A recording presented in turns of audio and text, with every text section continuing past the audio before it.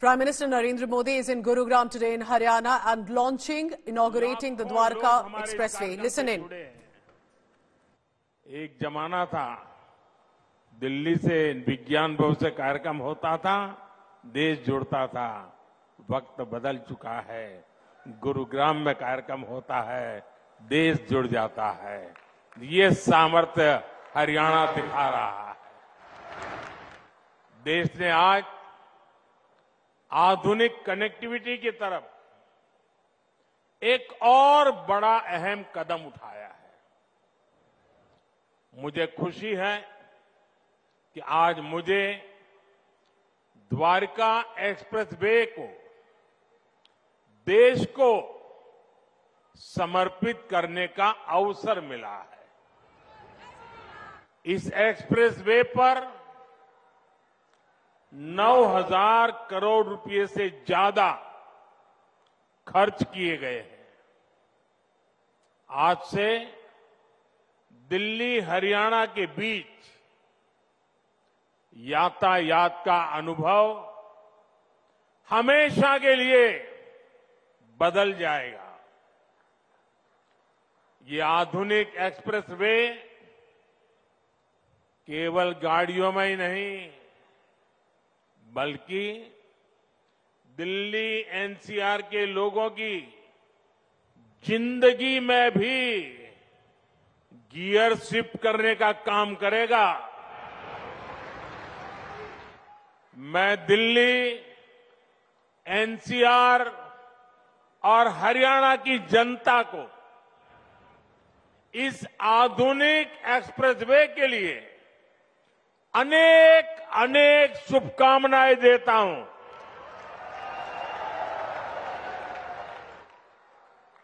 साथियों,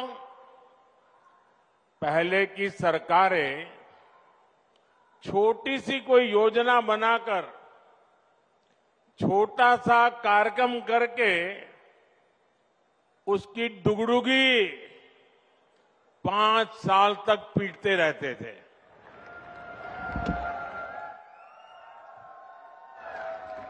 वहीं भाजपा सरकार जिस रफ्तार से काम कर रही है, उसमें शिलान्यास, लोकार्पण के लिए समय कम पड़ रहा है, दिन कम पड़ रहे हैं जी।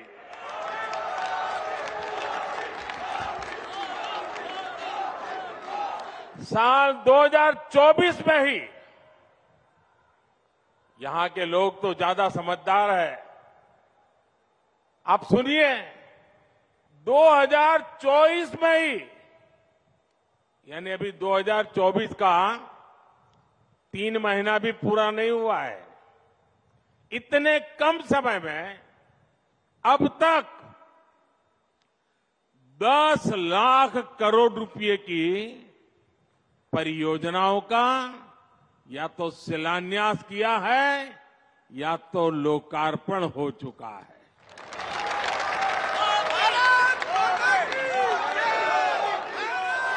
और मैं जो कह रहा हूं ना, ये तो मैं सिर्फ उन प्रोजेक्ट की चर्चा कर रहा हूं जिनमें मैं खुद शामिल हुआ हूं। उसके सिवाय मेरे मंत्रियों ने, हमारे मुख्यमंत्रियों ने जो किया वो अलग। और आप देखिए, 5-5 साल में कभी आपने सुना नहीं होगा, देखा नहीं होगा।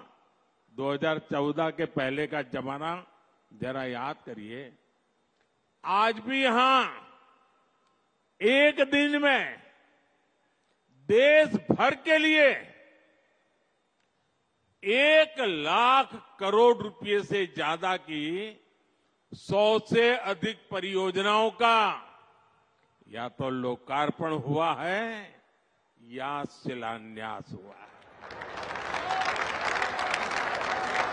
इनमें दक्षिण में कर्नाटका, केरला, आंध्र प्रदेश के विकास कार्य है, उत्तर में हरियाणा और यूपी के विकास कार्य हैं, पूरब में बिहार और बंगाल के प्रोजेक्ट्स हैं, और पश्चिम में महाराष्ट्र, पंजाब और राजस्थान के लिए हजारों करोड़ रुपयों के विकास परियोजनाएं हैं। आज जो लोकार्पण हुआ है उसमें राजस्थान में अमृतसर भटिंडा जामनगर कॉरिडोर की लंबाई 540 किलोमीटर तक बढ़ाई जाएगी। बेंगलुरु रिंग रोड के विकास के वहां ट्रैफिक की मुश्किलें काफी मात्रा में कम होगी। मैं पूरब से पश्चिम, उत्तर से दक्षिण सभी राज्यों के करोड़ों करोड़ों नागरिकों को इतनी सारी विकास की योजनाओं के लिए अनेक अनेक बधाई देता हूं। साथियों, समस्या और संभावना में केवल सोच का फर्क होता है और समस्याओं को संभावनाओं में बदल देना ये मोदी की गारंटी है।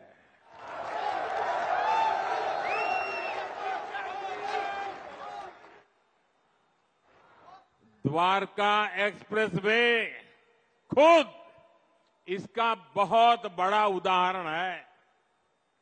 आज यहां द्वारका एक्सप्रेसवे का निर्माण हुआ है।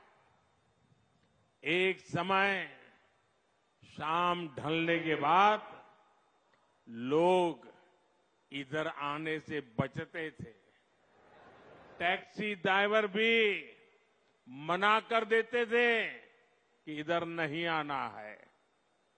इस पूरे इलाके को असुरक्षित समझा जाता था, लेकिन आज कई बड़ी कंपनियां यहां आकर अपने प्रोजेक्ट्स लगा रहे हैं।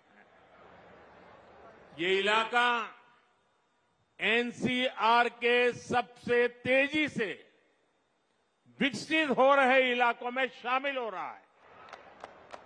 ये एक्सप्रेसवे दिल्ली में इंदिरा गांधी अंतर्राष्ट्रीय हवाई अड्डे तक कनेक्टिविटी को बेहतर बनाएगा।